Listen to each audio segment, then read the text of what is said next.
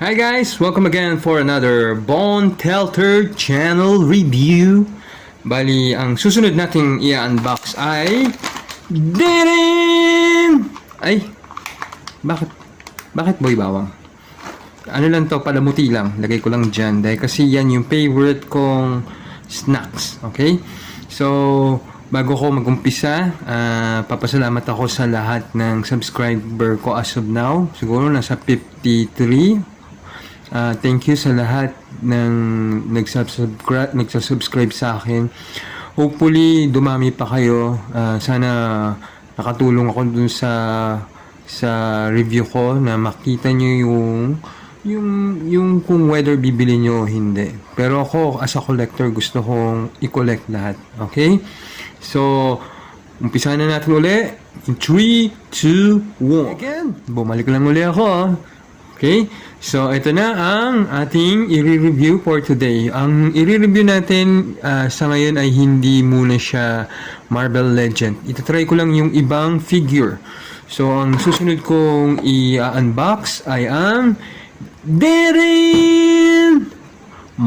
Bali, Jada Mega Man. Bali, yung sa mga batang 90s, kung nakapaglaro ko na kayo ng Mega Man 1, Mega Man 2, and so on, ito siya. Sa English version, Mega Man ang tawag. Sa Japanese version ay Rakuman. Okay? Sa Tagalog, ano kaya? Taong bato. Taong lalaki. Okay? So, yan po siya. So, ito yung box. Simple lang siya. May nakalagay na Mega Man. Good for 13 years old. Picture niya. Then, Mega Man. Sa top, pangalan lang. Sa ilalim, kung gusto nyong i-zoom nyo, then i-pause. Okay. Then, sa gilid, yung retro na itsura niya. Yung Rockman 1 or Mega Man 1. Same lang din. Sa likod, so ito siya, yung Wave 1, si Mega Man, si Fireman, tsaka si Iceman. Okay. Okay. So, umpisa na natin. I-open to in 3, 2, 1.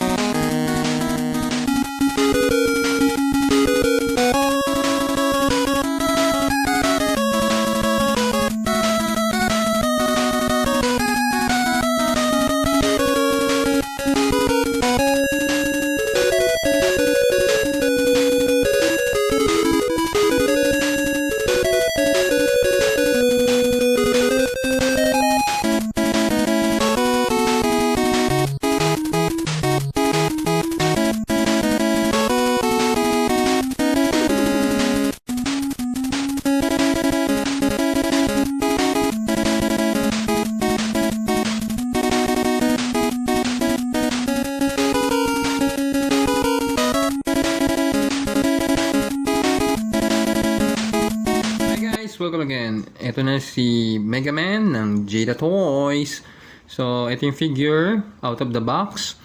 So, doon sa figure, ang naka-attach sa kanyang head is yung neutral face niya.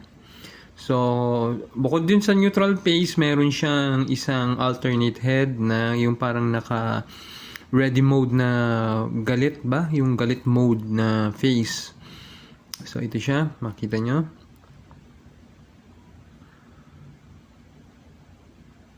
Okay. Yan. So, yung kasama pa yung dalawang hand. Okay. Dalawang hand. isang open, tsaka isang semi-open. Parang ito yung mag-shake hands, ito yung mag-wave. Okay? Then, yung kanyang buster gun. So, dun sa games, ito yung kanyang bar. Kung sakaling naglalaro kayo banda rito yung bar niya. Kung nakapaglaro na kayo ng Mega Man. Okay? So, ito yung blast effect. Then, dahil may gun, may blast effect. Yun pala, sorry. Ito yung blast effect. Tatlong parts siya. Yung stand. Muulan. Yung kanyang fireball. Okay? Dun sa fireball, merong butas. Ito yung butas niya, kung nakikita nyo. Ayan. Then, ipapasok mo lang to. Okay. Tapos, ito. Oops. Yan. Para mag-stand. Okay. Fireball. Okay. Then, sa mismong figure, ito siya. Ito yung kanyang default na face. Yung neutral. Medyo parang may damage siya dito. Okay. Hindi siya naka butterfly. Okay. Pinless siya kung tutuusin. Pinless din yung kanyang knee. Yung elbow, pinless. Yung knee, ganun din. So, articulation niya. So, may ikot mo siya ng 360. Okay. Yung head niya, yung leg, mayuyuko mo siya ng ganyan. Ganyan kataas. Iyuyuko mo siya pababa ng ganyan. Okay. Then yung kanyang abdomen, mayuyuko mo siya ng nakaganyan. Yan. Tapos, mayuyuko mo siya pababa ng ganyan. Okay. Then, sa abdomen, ang maganda ka dito, may waist siya. Akala ko nung una, wala tong movement. As in, gaganon-ganon lang siya. Oh. Yan. Pero kung iti-twist mo, i-hold mo tong abdomen, tapos i-twist mo, tadan! Oh, na-twist niya. Tapos, sa kanya namang hita, akala ko nung una ball joint, pero hindi naman pala. So, pwede mo siyang split ng ganyan. Okay, maganda yung pagkakasplit niya. Tapos sa knee niya, yan. Hanggang ganyan yung kaya niyang gawin na i-bend. Tapos sa paa niya, ganyan ang kayang pababa. Then ganito yung kaya niyang itaas yung paa. Okay? So, kung igaganon mo siya, tapos itong isa, so, okay, maganda yung pagkaka-articulate niya. Okay? Ang maganda, ito yung parang ano niya, yung parang sa paa, yung parang booster niya pag parang hindi naman siya lumilipad, pero hindi ko lang alam kung nalipad siya, pero parang hindi naman. Okay, ang ginagamit niya yung mga yung dog niya na si Russ. Okay. So tanggalin natin yung head. So yung head niya, ang liit ng ball joint kumpara doon sa sa mga Marvel Legend. Ayan o, liit. So, ilalagay natin yung angry face, angry head. Yan. Okay. Okay. Then, ipapalit din natin yung dalawang hand. So, subukan natin.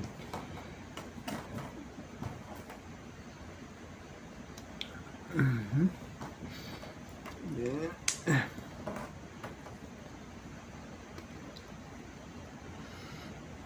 yan.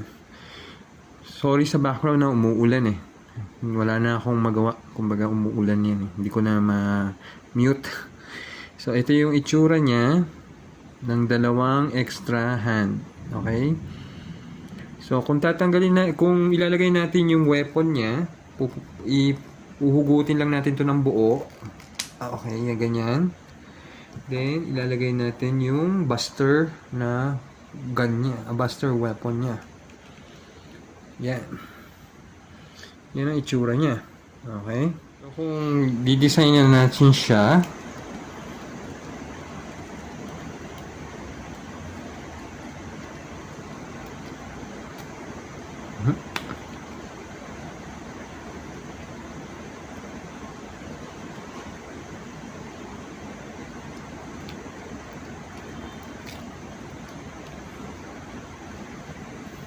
yan o.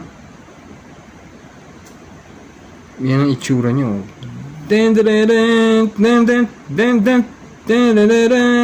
Yun yung naalala ko sa utak ko eh. So, kung gagamitan mo siya ng creativity, so, diba? Ayan o.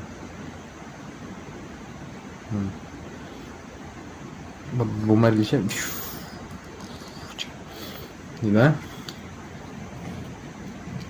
So, ito si Mega Man. Dati,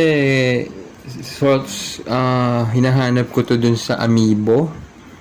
Yung Amiibo ng Nintendo. Yun, talagang hindi siya gumagalaw. Pero dahil sa childhood character ko yan, gusto ko siyang makuha. Kaso lang yung time na yun na gusto ko siyang i-collect, wala na ako makitang ganun na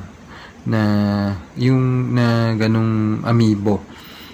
So, nung lumabas ito sa Jada, kinuha ko na siya. Pero yung ibang character niya, hindi ko na siya kinuha kasi hindi ko siya, parang enemy siya eh. So, mismong hero lang talaga kinuha ko. Okay? So, ang susunod natin, yung comparison natin in 3, 2, 1.